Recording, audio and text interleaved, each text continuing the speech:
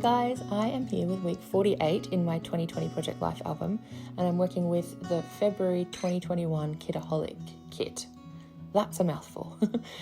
So what I'm doing is grabbing some greenish papers and also some greenish blue cards that came from the cut apart sheet in the kit.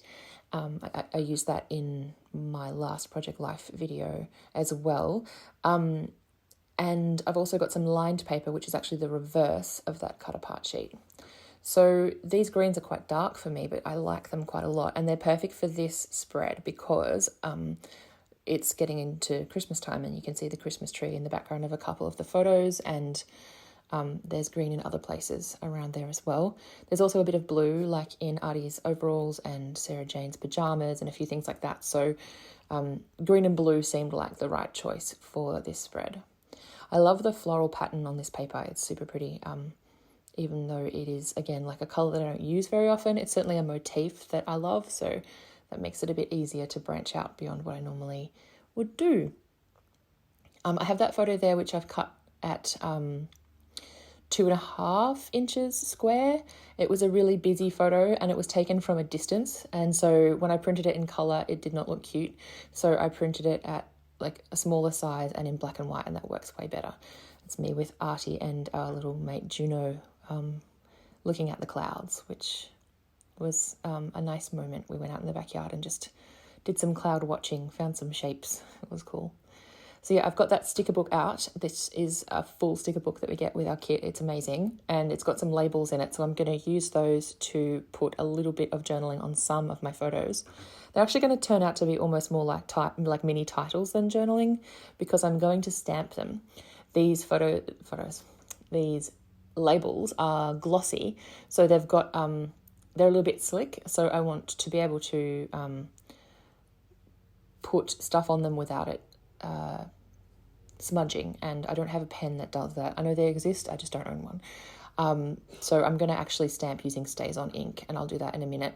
But I'm just finding some photo corners for this one because they are also in that sticker book, and I thought that that would work for just kind of framing this square photo that I was just talking about. And because the paper has got like a pinkish hue to it, I thought I would use these pale pink corners just to keep this one a little bit warm and also not distract too much from what is already quite a busy photo. So I'm getting my little alphabet stamps out. I got these from a craft shop, I would say bordering on 10 years ago now. I've had them for a really long time. I do not know the brand. I don't remember where I bought them, but they're not like a memory keeping branded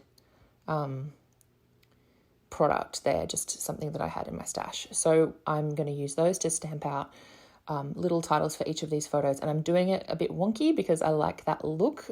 If you're going to bother to hand stamp something, sometimes making it obvious that it has been hand stamped can be really fun, rather than making it perfectly neat, especially when you're doing them one letter at a time like this. Like, it's not the only way to do it, obviously. Sometimes that neat, straight, crisp stamping looks great, but it's just not what I was going for this particular time.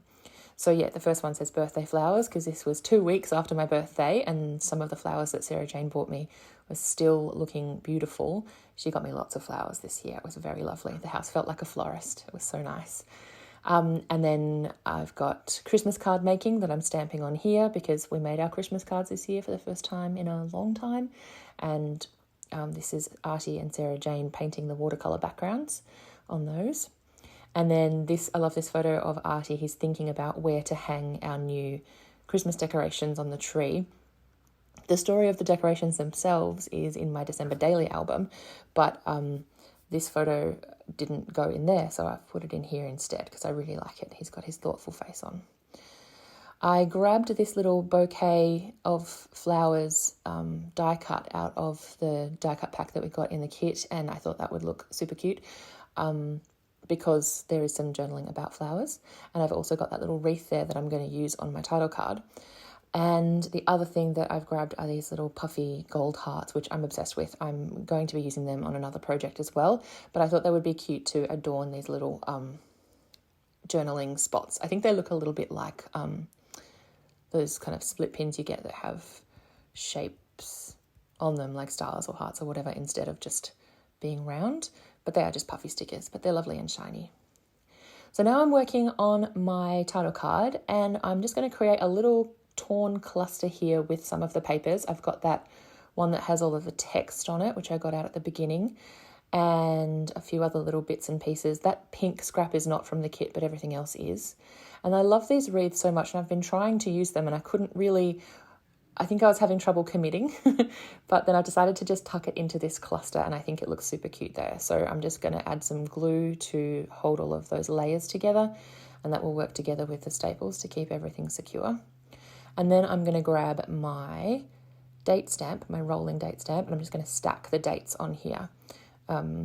Again, it gives that kind of messy, uneven look that I really like. Whenever I'm doing this, I like to try and do a little bit of shadow stamping with one or two of the dates.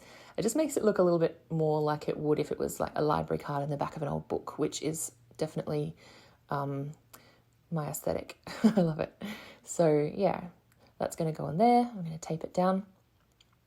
And we're getting close to the finish line here already, which is very pleasing. So that's going to get stuck down, and I'm going to put it up there.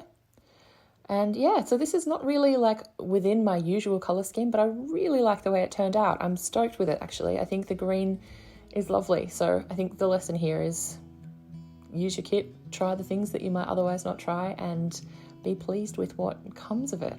Thank you so much for watching. Make sure you check out Kitaholic Kits, which I will link below. Please also like and subscribe if you're so inclined, and don't forget to check me out on Patreon if you'd like to see some extra videos. Otherwise, I'll see you again really soon. Bye!